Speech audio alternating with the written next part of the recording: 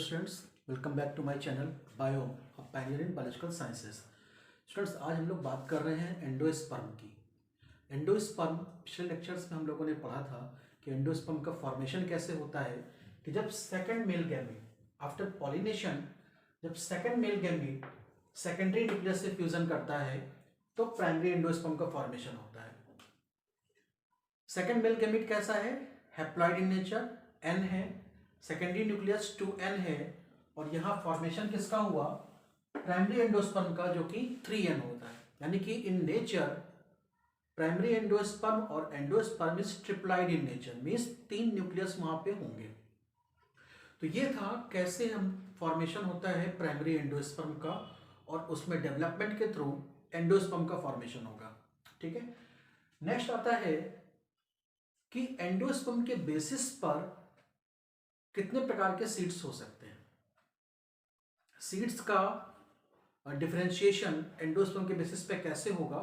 तो on the basis of endosperm seeds are of two type. The one is called albuminous, other one is ex albuminous. Ex means without, या हम इनको कहते हैं endospermic seeds और non endospermic seeds.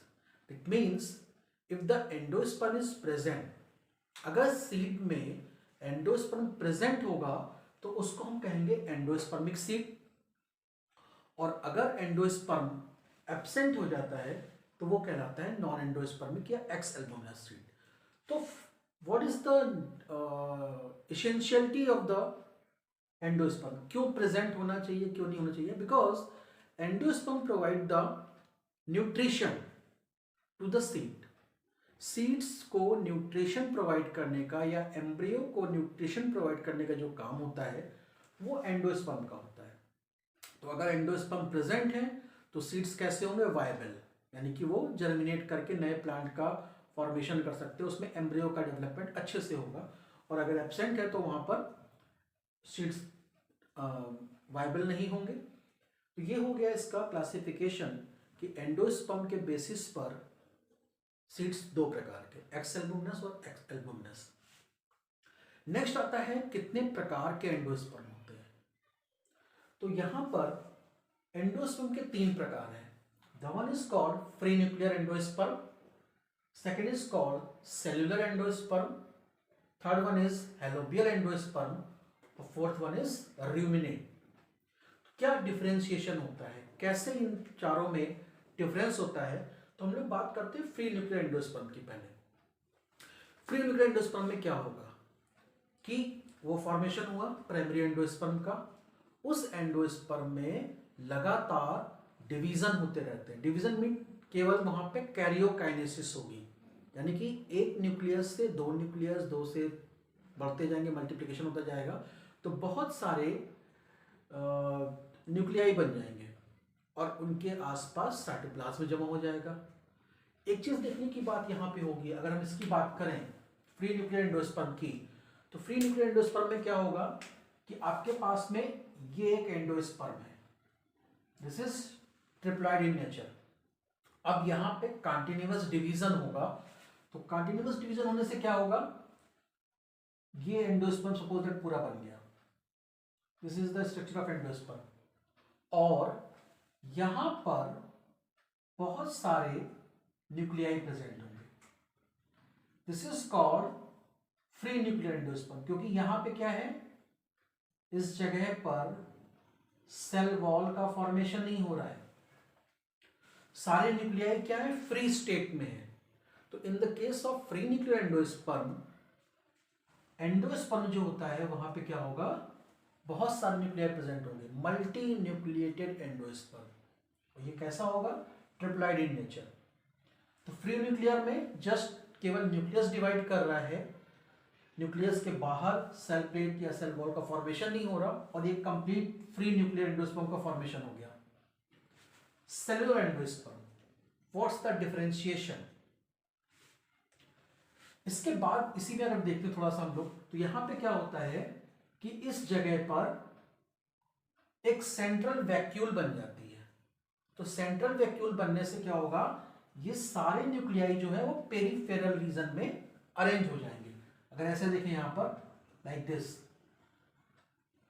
After formation of the central vacuole, all the nuclei is present in the periphery region. ये यहाँ पे adjust हो गए. This is called free nuclear endosperm. तो सेंट्रल वैक्यूल के फॉर्मेशन से ये सब पेरीफेरी में चले गए. Next, cellular endosperm. This is the endosperm, primary endosperm. After division यहां पे क्या होगा, सेल प्लेट का फॉर्मेशन होगा, सेल वॉल सब बनती जाएंगी. इस जगह पे ये ऐसे फॉर्मेशन हुआ, ठीक है, लाइक दिस. सेल वॉल बन गई है, सब सेल प्लेट से डिवाइड हो गए, यानी कि यहाँ पे मल्टी सेलुलर एंडोस्पर्म हो गया, मल्टी सेलुलर एंडोस्पर्म. ठीक है, इसमें क्या था, फ्री न्यूक्लियर. यहाँ पे क्या है, मल्टी सेलुलर, बहुत सारे सेल्स का फॉर्मेशन हुआ, यहाँ पे बहुत सारे न्यूक्लियस का फॉर्मेशन हो रहा था. अब इसमें क्या होगा, इन सम केसेस, कुछ केसेस में क्या होगा, जो बीच की रीजन है, इस बीच का रीजन ये जो है वो क्या होगा, डिसॉल्व हो जाएगा, लाइक दिस. ये यहां पे डिसॉल्व हो गया और पेरिफेरल रीजन में क्या हो गए, सेल्स प्रेजेंट है, न्यूक्लियस. तो जो बीच में रीजन है इट बिकम्स डिसइंटीग्रेटेड और ये लिक्विड फॉर्म में आ गया. इसको कहते हैं लिक्विड एंडोस्पर्म. तो ऐसा आपने कोकोनट में देखा होगा कि कोकोनट में क्या होता है, बाहर कोकोनट मीट होता है, सेलुलर सेल्स होती हैं, और अंदर क्या होता है, लिक्विड होता है. तो coconut is the example of the double endosperm. That means वहां पर लिक्विड एंडोस्पर्म भी है, वहां सेलुलर एंडोस्पर्म भी है. तो एंडोस्पर्म कोकोनट में कैसा हो गया, सेलुलर, और दो एंडोस्पर्म प्रेजेंट है, एक लिक्विड का है और एक सेलुलर मीट का है. Helobial endosperm.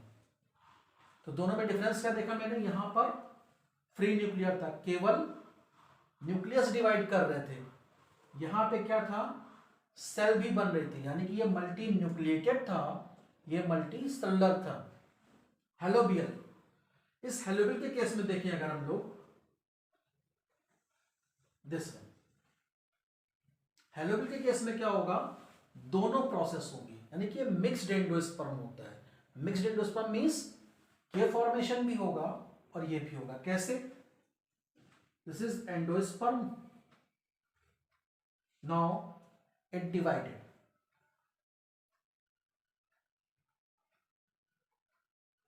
The first is cell का फॉर्मेशन हुआ, दो सेल बन गई, बट अपर पोर्शन और लोअर पोर्शन डिफरेंस क्या होगा, this is divided by formation of cell wall, यानी कि यहां पे कैरियोकाइनेसिस साइटोकाइनेसिस दोनों हो रही है. तो यहां पे क्या फॉर्मेशन हो गया, सेल्स का फॉर्मेशन हो रहा है, ये सब सेल्स बन गई. तो ये किसका एग्जांपल हो गया, सेलुलर एंडोस्पर्म का. ठीक है, नीचे ये होगा, इट मींस केवल न्यूक्लियस डिवाइड कर रहा है. तो हेलोबियल एंडोस्पर्म में दोनों प्रोसेस होती हैं, फ्री न्यूक्लियर का फॉर्मेशन भी होगा और सेलुलर वाला भी होगा. नेक्स्ट बात आता है ruminate endosperm. What is ruminate endosperm. तो इन एंडोस्पर्म, इसमें क्या होता है कि आपने पढ़ा होगा सीड होती है, सीड की जो कोटिंग होती है उसको क्या कहते हैं, टेस्टा और टेगमन. सीड कोट की आउटर इनर मेम्ब्रेन को हम लोग टेस्टा टेगमन कहते हैं. तो इस टेस्टा टेगमन की प्रेजेंस के कारण जो एंडोस्पर्म होता है वो, उसकी जो आउटर मोस्ट कवरिंग होती है वो कैसी होती है, वेवी हो जाती है, यानी कि ये वेव्स की तरह हो जाएंगी. सरफेस की बात कर रहे हैं, ठीक है, और अंदर इस तरह से प्रेजेंट होता है. तो in the case of ruminate endosperm the surface is wavy WAVY, that means due to presence of the effect of the intestinal tegment on the endosperm, तो ये सरफेस कैसी होगी इसकी, वेवी। तो अभी तक हम लोगों ने क्या पढ़ा, एंडोस्पर्म का फॉर्मेशन कैसे हो रहा है, एंडोस्पर्म के बेसिस पे सीड्स कितने प्रकार के हैं, एंडोस्पर्म्स के टाइप्स क्या हैं। नेक्स्ट टॉपिक आता है हमारा एंडोस्पर्म हॉस्टोरिया। एंडोस्पर्म हॉस्टोरिया का मतलब क्या है कि endosperm is essential for the development of embryo because it provides the nourishment. Embryo को नरिशमेंट देने का काम किसका है, एंडोस्पर्म का। तो बहुत सारे ऐसे स्ट्रक्चर्स फॉर्म होते हैं जिसकी वजह से ये जो एम्ब्रियो है उसको न्यूट्रिशन प्रोवाइड करेगा। बात करते हैं ग्रेवियला रोबस्टा एक प्लांट है। ग्रेवियला रोबस्टा प्लांट में क्या होता है कि एंडोस्पर्म का स्ट्रक्चर ये बना, मींस माइक्रोप्लानिड कैसा है, सेलुलर। यहां पर माइक्रोप्लानिड जो है वो सेलुलर का रीजन है, और इससे जो चलेजल एंड होता है वहां पर एक हॉस्टोरिया का फॉर्मेशन हो रहा है। हॉस्टोरिया को कहते हैं कि it absorb the nutrient from the micropylar end to provide the embryo. ये क्या करेगा, इससे न्यूट्रिशन लेता रहेगा और एम्ब्रियो को देता रहेगा। ठीक है, तो in Grevillea robusta plant endosperm haustoria are formed from at the chalazal end. Chalazal end की तरफ हॉस्टोरिया का फॉर्मेशन होगा जो न्यूट्रिशन प्रोवाइड करेगा एम्ब्रियो को। Rubella crossandria is the other plant. इसमें क्या हो रहा है, इसमें दोनों साइड में होगा, यानी कि जो माइक्रोपैलर एंड है वहां भी हॉस्टोरिया का फॉर्मेशन होगा और जो चलेजल एंड है वहां भी हॉस्टोरिया का फॉर्मेशन होगा। तो जो भी यहाँ पे न्यूट्रिएंट्स हैं वो दोनों साइड से एम्ब्रियो को मिलते रहेंगे, यानी कि एम्ब्रियो जो इसमें वायबल बहुत ज़्यादा होगा because it gets the nutrition from the both side. Nutrition यहीं से जा रहा है, लेकिन दो हॉस्टोरिया प्रेजेंट है, the one is the micropylar end haustoria, other one is chalazal end haustoria. तो यहाँ से हॉस्टोरिया के थ्रू न्यूट्रिशन दोनों को प्राप्त हो रहा है। नेक्स्ट आता है इम्पेशियंस। इसमें क्या होता है, इसमें हॉस्टोरिया एक ही है, या आप इसकी बात कर लें या इसकी बात कर लें, हॉस्टोरिया केवल एक होगा, बट इट बिकम्स ब्रांच्ड। उसकी बहुत सारी ब्रांचेस हो जाती हैं, यानी कि ये यहाँ से भी न्यूट्रिशन एब्जॉर्ब करेगा, यहाँ से भी करेगा, यहाँ से भी करेगा। तो जितने भी पोर्शंस हैं, जितनी भी टिप्स होंगी हॉस्टोरिया की, ब्रांच्ड हॉस्टोरिया की, ये सभी जगह से एब्जॉर्ब करेगा इसको, किसको, न्यूट्रिशन प्रोवाइड करेगा एम्ब्रियो को। तो it is just about the endosperm. Types क्या है, कैसे फॉर्म हो रहा है, कितने प्रकार के होते हैं, एंडोस्पर्म हॉस्टोरिया का होता है। अब इसमें एक टॉपिक आता है मॉर्फोलॉजी ऑफ एंडोस्पर्म, क्योंकि इनिशियल फेजेस की अगर बात करें तो इनिशियल फेजेस में था कि इसका नेचर पता नहीं था। नेचर पता नहीं का मतलब ये है कि ये गैमेटोफिटिक होता है, मीन्स हैप्लॉइड होता है कि डिप्लॉइड होता है कि ट्रिप्लॉइड होता है। जब तक इसकी डिस्कवरी स्ट्रासबर्गर ने सिनगैमी की नहीं की, ट्रिपल फ्यूजन डिस्कवर नहीं हुआ, तब तक ये बिल्कुल एक मिस्टीरियस था कि एंडोस्पर्म जो है वो कैसा है, उसका नेचर कैसा है। तो हम लोग बात करेंगे अभी मॉर्फोलॉजी ऑफ एंडोस्पर्म की। अब हम लोग बात कर रहे हैं एंडोस्पर्म के मॉर्फोलॉजिकल नेचर की, कि मॉर्फोलॉजिकल नेचर मीन्स एंडोस्पर्म कैसा है, गैमेटोफिटिक है कि स्पोरोफिटिक है कि कोई स्पेशल टिश्यू है जो कि न्यूट्रिशन दे रहा है एम्ब्रियो को। तो डिफरेंट साइंटिस्ट ने अपने डिफरेंट व्यूज़ रखे, चाहे वो सिनगैमी के पहले के व्यूज़ हों और या फिर फर्टिलाइजेशन होने के बाद के। तो क्या व्यूज़ रखे गए डिफरेंट साइंटिस्ट ने, उसके बारे में हम लोग बात करेंगे। तो इस पर एक क्वेश्चन भी आता है, write a note on the morphological nature of endosperm. It is very important topic for the short note purpose in the different examinations.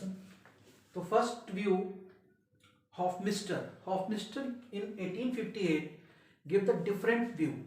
Like Hofmeister ने ये बताया कि endosperm is a gametophytic in nature, that means haploid in nature, जिसका कि development और differentiation arrest हो जाता है, मीन्स बंद हो जाता है। तो जब फीमेल गैमेटोफाइट का फॉर्मेशन हो रहा है, जब मेल गैमेटोफाइट का फॉर्मेशन हो रहा है, या हमने पीछे देखे माइक्रोस्पोरोजेनेसिस के बारे में, मेगास्पोरोजेनेसिस के बारे में, तो इनका कहना यह था 1858 में कि एंडोस्पर्म जो है वो haploid in nature, that means n in nature होता है। क्यों? क्योंकि during the development of the female gametophyte some cells can not be differentiate to others, और वही फॉर्मेशन करती है एंडोस्पर्म का जो कि न्यूट्रिशन प्रोवाइड करता है। तो हॉफस्टर की रिकॉर्डिंग क्या हुआ, हॉफस्टर ने ये बोला कि 1858 में कि endosperm is the gametophytic in nature, जिसका डेवलपमेंट जो है वो बंद हो गया था, और वही बाद में न्यूट्रिशन प्रोवाइड करता है। इसके बाद लेनिया एक साइंटिस्ट थे इन 1887, देखिए कैसे डेवलपमेंट होता चला जा रहा है, ठीक है। लेमनियर साइंटिस्ट, इन्होंने ये बोला कि endosperm is a second embryo, एक दूसरा एम्ब्रियो। आपने देखा था कि फर्स्ट मेल गैमेट फ्यूजन करता है, एग सेल से फॉर्मेशन हो रहा था एंडो जैगोट का, सेकेंड मेल गैमेट ने फॉर्मेशन किया था, फॉर्मेशन हुआ था किसका, एंडोस्पर्म का। तो this is the second embryo. यहाँ पे इन्होंने एंडोस्पर्म का नाम नहीं दिया, यहाँ पे इन्होंने क्या बोला कि जो हम लोग बात कर रहे हैं एंडोस्पर्म की कि वो कैसा है नेचर में, ये एक सेकेंड एम्ब्रियो होता है जो कि फर्टिलाइजेशन के बाद बनता है, ठीक है। आपने फर्टिलाइजेशन पूरा पढ़ा हुआ है, फर्टिलाइजेशन क्या होता है, ट्रिपल फ्यूजन क्या होता है, डबल फर्टिलाइजेशन सब कुछ पढ़ चुके हैं आप लोग। तो इनका व्यू क्या था, 1887 में लेमनियर ने क्या बताया कि जो सेकेंड एम्ब्रियो है दैट इज एंडोस्पर्म, कैसे फॉर्मेशन हो रहा, फर्टिलाइजेशन के बाद हुआ था, तो यही न्यूट्रिशन प्रोवाइड करेगा जा करके आपके एम्ब्रियो को। इसके बाद यहाँ पे स्ट्रासबर्गर, इस जगह पे देखें तो यहाँ पर क्या था, सिनगैमी की डिस्कवरी हो चुकी थी, स्ट्रासबर्गर ने सिनगैमी की डिस्कवरी की थी। उनको बताया था कि कैसे फर्स्ट मेल गैमेट का, कैसे दो गैमेट्स के फ्यूजन को हम सिनगैमी कहते हैं, और यहाँ पे फर्टिलाइजेशन का फॉर्मेशन होता है। तो ये स्ट्रासबर्गर ने 1900 में क्या बताया, triple fusion is not a true fertilization, ठीक है। Triple fusion is not a true fertilization. ये हो क्यों रहा है, ड्यू टू द स्टिमुलस। आपने देखा था जब हम लोग ने बात की थी फर्टिलाइजेशन की, कि पॉलन ट्यूब जब इंटर करती है सिनर्जिड सेल्स में तो वो बस्ट करती है, बस्ट करने से जो भी केमिकल्स रिलीज हुए पॉलन ग्रेन्स के, वो क्या करते हैं कि सिनर्जिड सेल को और एंटीपोडल सेल को दोनों को डिजनरेट कर देते हैं, ठीक है। और जब ये डिजनरेट हो रहा है तो डिजनरेट होने से क्या हो रहा कि जो भी केमिकल्स डेवलपमेंट हुए उसके फलस्वरूप, उसके कारण ट्रिपल फ्यूजन हुआ था, जो कि एंडोस्पर्म का फॉर्मेशन कर रहा था। तो ये कहाँ पे हो रहा है, this all these things in the female gametophyte, female gametophyte के अंदर हो रहा था। तो यहाँ पे फीमेल गैमेटोफाइट जब रिड्यूस हो जाता है तो वो फूड की कमी हो गई, तो जो ट्रिपल फ्यूजन से बना है सेल है वो फूड देगा। तो स्ट्रासबर्गर ने क्या कहा कि ट्रू फर्टिलाइजेशन नहीं होता है ट्रिपल फ्यूजन, और जो डेवलपमेंट हो रहा है उसके दौरान फीमेल गैमेटोफाइट रिड्यूस हो गया। जब फूड की कमी हुई तो जो भी एडिशनल सब्सटेंस प्रेजेंट था, जो भी एडिशनल सेल्स थी, वो क्या कर रही हैं, न्यूट्रिशन दे रही हैं। तो ये फॉर्मेशन हो गया एंडोस्पर्म का, बताया इन्होंने। After that Thomas and Nemec in 1900 and 1910, देखिए कैसे यहाँ पर डेवलपमेंट होता जा रहा है। तो डिफरेंट साइंटिस्ट ने डिफरेंट व्यूज दिए एंडोस्पर्म के रिगार्डिंग। तो एक शॉर्ट नोट बनता है, अगर आप ग्रेजुएशन की बात कर रहे हैं तो पीएससी सेकेंड ईयर के सिलेबस में ये आएगा कि वहाँ पर एक टॉपिक आता है कि what is the morphological nature of endosperm. तो ये पूरा आपको डिस्क्राइब करना पड़ेगा, ठीक है। Thomas and Nemec in 1910 and 1900, it have both male and female content, ठीक है। तो अभी हम लोगों ने पीछे क्या पढ़ा था कि जब ट्रिपल फ्यूजन होता है तो मेल कंटेंट क्या था, second male gamete, female content क्या था, सेकेंडरी न्यूक्लियस। तो it have both male and female content, ठीक है। यहां तक हम लोग सिनगैमी की बात हो चुकी थी, डबल फर्टिलाइजेशन डिस्कवर हो चुका था। Both male and female content hybrid in nature, जब दोनों कंटेंट है, मेल का भी है फीमेल का भी है, तो ये क्या हो गया, हाइब्रिड इन नेचर हुआ, यानी कि इसमें दोनों की कैरेक्टरिस्टिक्स प्रेजेंट थे, और that is important for embryo. तो ये बहुत इंपॉर्टेंट होता है एम्ब्रियो के लिए, क्योंकि उसको न्यूट्रिशन देना है। Next is Brink and Cooper in 1904 and 1967। तो 1967 में कूपर ने, 1904 में ब्रिंक ने अपने एक अलग से व्यूज दिए regarding the endosperm. Endosperm is neither gametophyte, means ये हैप्लॉइड भी नहीं है, नॉर स्पोरोफाइट मीन्स डिप्लॉइड भी नहीं है, ठीक है। Is a special type of tissue which have special physiological functions. तो according to Cooper in 1967 and Brink in 1904, the endosperm is neither a sporophyte nor a gametophyte, but it is a special type of tissue which provide the nutrition to the developing embryo, or we can say the other functions, physiological functions. So this is about the morphological nature of gametophyte. Okay, तो इस lecture में हमने endosperm के बारे में पूरी knowledge थी कि एंडोस्पर्म क्या होता है, सीड्स कितने प्रकार के होते हैं एंडोस्पर्म के बेसिस पे, उसके टाइप्स कितने हैं, एंडोस्पर्म हॉस्टोरिया क्या है, और मॉर्फोलॉजिकल। तो this is just about the compact of form of endosperm. तो if you like this lecture, please subscribe the channel, press the bell icon for the more notification, और like share comment करना ना भूलें।